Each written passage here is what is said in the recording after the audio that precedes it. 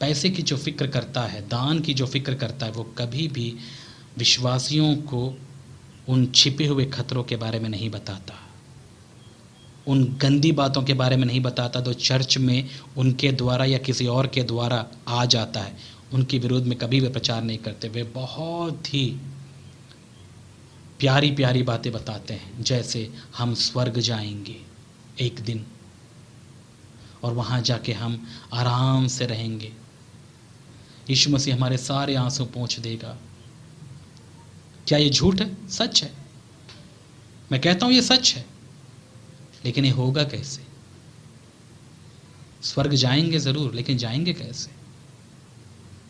यीशु मसीह स्वर्ग कैसे गए थे?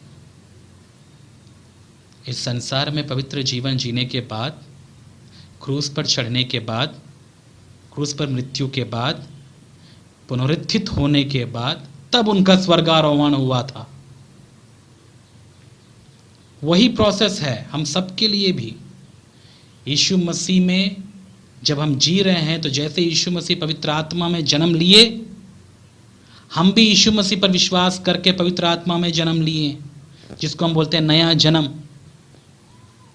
और नया जन्म लेने के बाद, यानी यीशु मसीह संसार में पैदा होने के बाद, फिर पापी जीवन कभी नहीं जिए।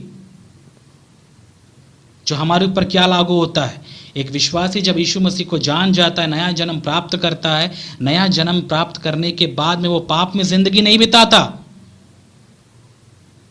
और जब यीशु मसीह पाप में जीवन नहीं बिताया, अपनी अच्छाई की वजह से इस संसार में उसको दुख तकलीफ हुए।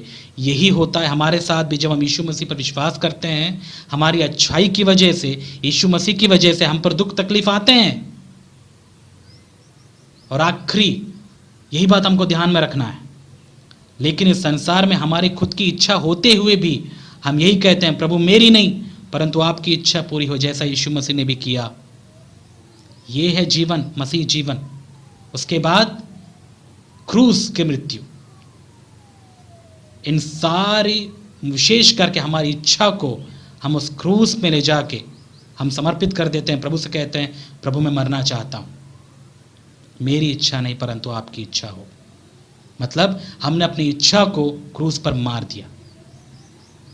और जब कोई ऐसा करता है तब वो मर जाता है प्रभु यीशु मसीह में। मतलब अपने पाप में, अपनी इच्छा में वो मर गया।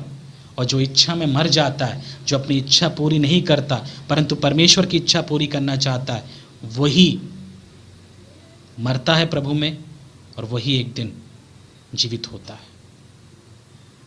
और पुनरुत्थित होने के बाद ही उसका स्वर्गारोहण होता है। जैसे यीशु मसीह का हुआ, वैसे ही हमारे साथ भी होगा। आप नहीं जानते इस बात को। तो मैं आपसे क्या कहना चाहता हूं? मैं आपसे इन बातों के बारे में, या ये बातें बताकर मैं यही कहना चाहता हूं, जानिए कि मसीह जीवन क्या है। मसीह जीवन यही है। और वैसा ही हमको भी जीवन प्राप्त हुआ है। हमने भी पवित्र आत्मा से जन्म लेके, नया जन्म प्राप्त करके, अभी संसार में हमारी जिम्मेदारी है कि जैसा यीशु मसीह जिए वैसे ही हमको जीना है। हर दिन क्रूस उठाकर, अपनी इच्छा का इनकार करते हुए, और यहाँ तक कि अपने आप को अंत तक विश्वास योग्य प्रभु के प्रति बनाकर हमको मृत्यु तक विश्वास योग्य रहना है। तब हमारा पुनरुत्थान होगा, तब हम स्वर्ग में जाएंगे। तभी तो स्वर्ग में जाएंगे ना भैया। ऐसे कैसे स्वर्ग में चले जाएंगे? ये बातें बताते हैं आप? नहीं बताते हैं। सीधा उनको यही बात बताया जाता है कि आप स्वर्ग में जाएंगे एक दिन, वहां पर आप परमेश्वर के साथ हमेशा हमेशा राज करेंगे। भाई ये जाएंगे कैसे, वो भी तो बताइए। उनको पवित्र होने के बारे में तो सिखाइए। इस संसार में यीशु मसीह के जैसा बनना है, इसके बारे में भी तो चिताइए उनको, बताइए आप। तभी तो वे अपने लाइफ को स्वर्ग के लायक बना पाएंगे। ऐसे कोई स्वर्ग में नहीं चला जाएगा ना। यीशु मसीह के जीवन से हमको पता चलता है प्रोसेस क्या है स्वर्ग जाने का। बिना क्रूस पर मरे, बिना अपनी इच्छा में मरे, आपको लगता है स्वर्ग में चले जाएंगे आप? स्वर्ग का अनुभव कर पाएंगे आप? ये झूठ है।